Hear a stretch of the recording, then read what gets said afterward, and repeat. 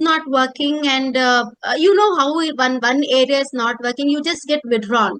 Everything else feels very gloomy. Though you're doing good academically, it just doesn't feels right because you're going through some other phase. Now I feel it is not right. I shouldn't have taken it emotionally, but now I'm out of it, I can speak. But when a person is in that phase, for them to get that differentiation is very difficult. Some other person has to sit with them and make them realize that is what it is.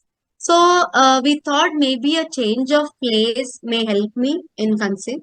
So for a brief while we moved to Kerala, and before going to Kerala I had interview in ESIC Medical College.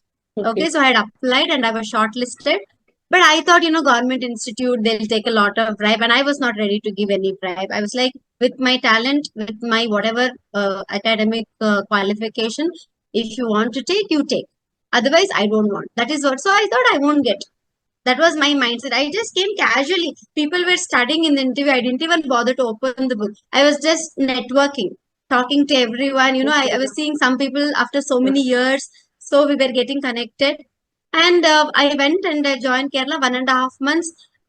People from Bangalore and this part of India, for us, it's very difficult to adjust for a coastal area.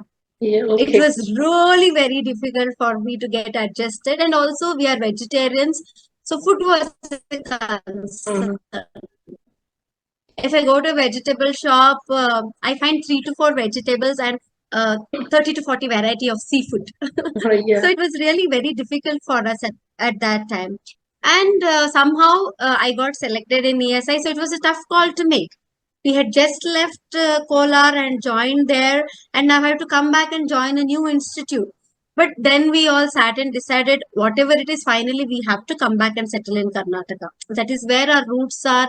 And if we want to serve or do something, it's better to stay where it is. So we decided after 1.5 back, we came back here. Then after joining ESI, I worked as assistant professorship for 5 years. And in the same time, I conceived my son. Okay, I had my son. Then I became associate. So right now in ESI, I'm working as associate professor. So in ESI, I'm involved in teaching and making a difference in lives of undergraduate student, postgraduate student. We teach public health. We also practice public health. We run 5 primary health centers. Okay. So where we look all the common cases, any common case, any medical doctor can see. We specialize in a particular thing in prevention. Okay, like if a disease happens, how do you see to it doesn't spread to everyone? Okay, those are the things at different levels, starting from school level, which is primordial. How to create awareness so that people don't get into bad habits. Even if they're getting into bad habits, how to make them leave it and they start good habits. Okay, and a screening of diseases. Then once we screen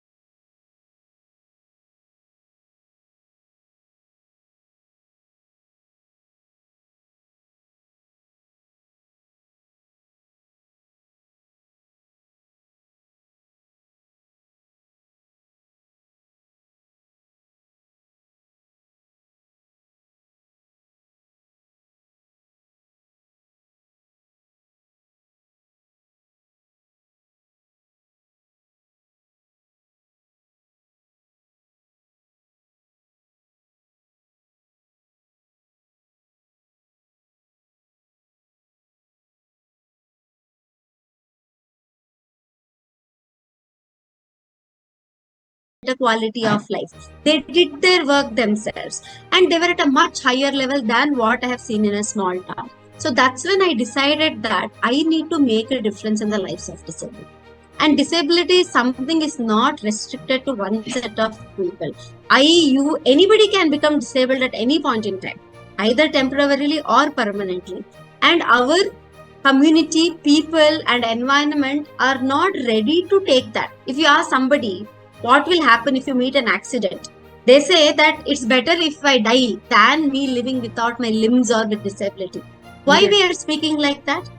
Because the kind of environment we have, the kind of people's knowledge about that is so limited. Okay, so from then we started working for persons with disability. So in our primary health center, along with immunization, whenever a child comes, we compulsorily screen them for their development. Okay. Because if we can identify developmental delay early, and if we can start the rehabilitation in the first 5 years of a child's life, then the amount of rehabilitation we can give for the child, a quality of life will be much better than compared to when we identify it last, very late. Okay, and we give. So we have started that. Then we did another project where we have trained ASHA workers, because they are the people who are in direct touch, especially in rural and urban slums. Okay, so we trained our ASHA workers. If they can identify, because doctor can't go house to house, pediatrics Yes. definitely don't go, but ASHA workers are the one who are in charge of this 1,000 people, and especially pregnant mother and children, they're in very close contact. So we taught them how to screen for developmental delay, and we found out that the way they screen is as equivalent to a pediatrician screening. So screening part they can do wonderfully well, and they can refer it to higher center. So this is another thing. Other than that, we are training medical undergraduates how to manage. If a person with blind, if a person who cannot walk comes to your OPD, you can't be with that person like how you are with a person who has some ability. You need to have some qualities. You need to know how to talk to them, what to talk to them, how to be empathetic to them, and understand how different they are. Okay, so we are training disability competencies, and we have also developed module which is being published. Okay, we are trying to implement in all medical colleges and also all healthcare institutions. So basically, this is my journey from where I am from to where I am today.